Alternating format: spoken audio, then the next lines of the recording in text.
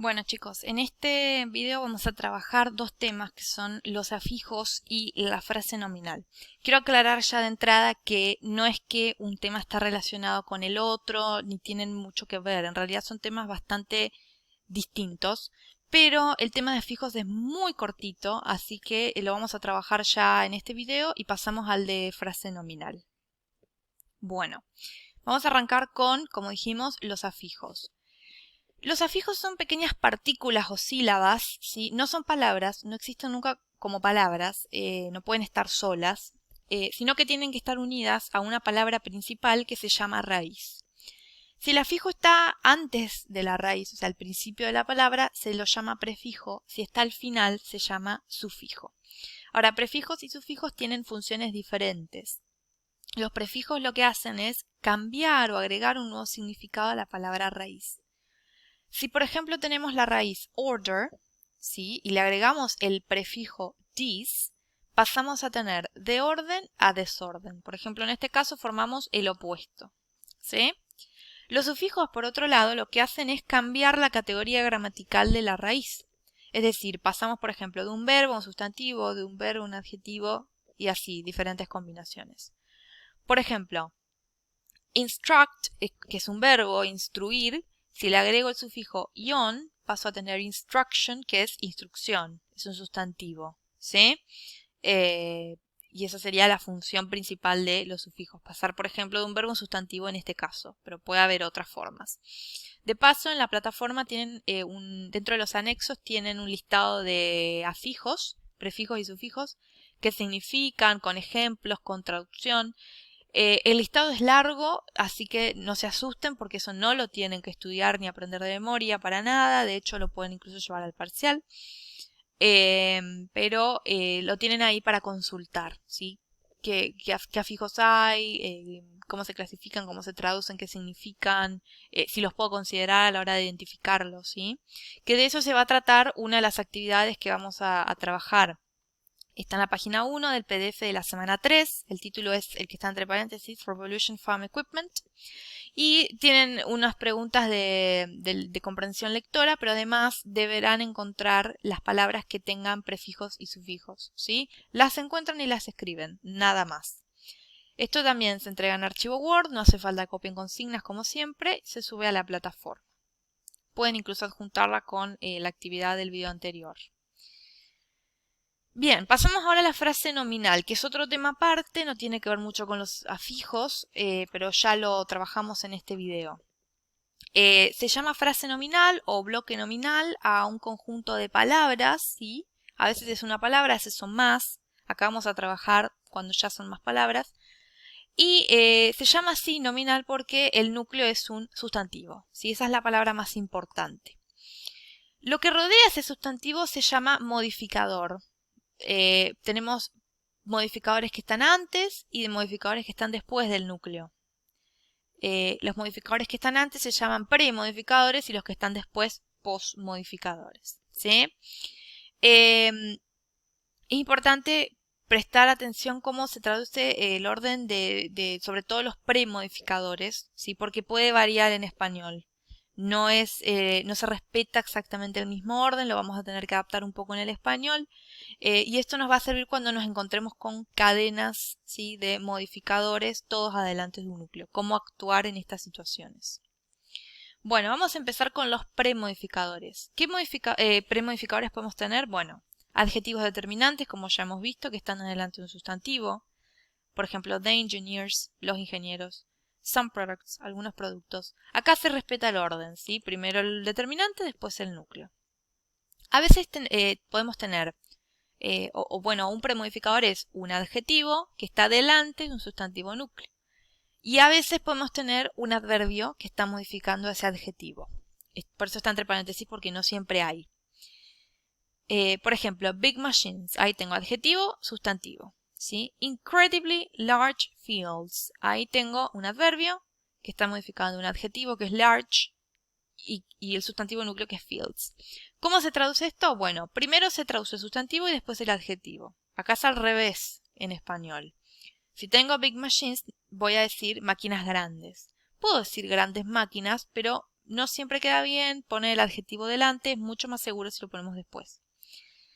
Y si hay un adverbio, el orden va a ser sustantivo núcleo, luego el adverbio, luego el adjetivo. Entonces, por ejemplo, en el segundo caso voy a decir campos increíblemente grandes, ¿sí? Campos sustantivo, increíblemente adverbio, grandes adjetivo. Puede ser que haya dos o más adjetivos antes del sustantivo núcleo. Ahí tenemos una cadena de adjetivos, de modificadores.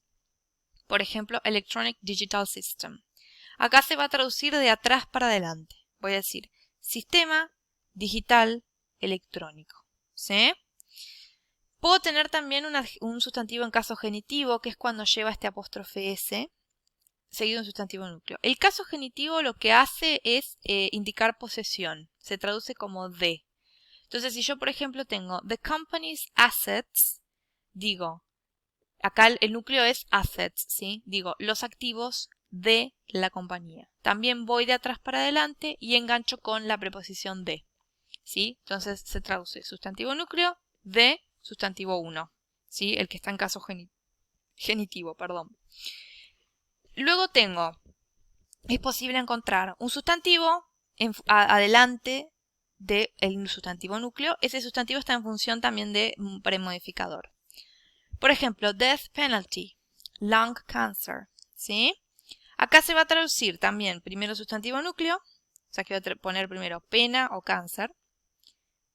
Puedo ir por de, ¿sí? Decir, por ejemplo, pena de muerte, ¿sí? Que sería el primer caso, ¿sí? Penalty, pena, de death, muerte. O, si es posible, puedo reemplazar ese sustantivo por un adjetivo. Entonces, puedo decir, en el segundo caso, cáncer de pulmón, o también puedo decir cáncer pulmonar. Y ahí estoy reemplazando el sustantivo pulmón por el adjetivo pulmonar, ¿sí? A veces también hay una cadena de dos o más sustantivos antes del sustantivo núcleo. Plant Reproduction Department, por ejemplo. Todos estos son sustantivos. El núcleo es department. Entonces digo, se traduce atrás para adelante.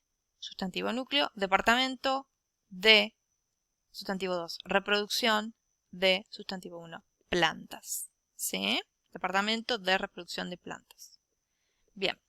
Eso en cuanto a premodificadores.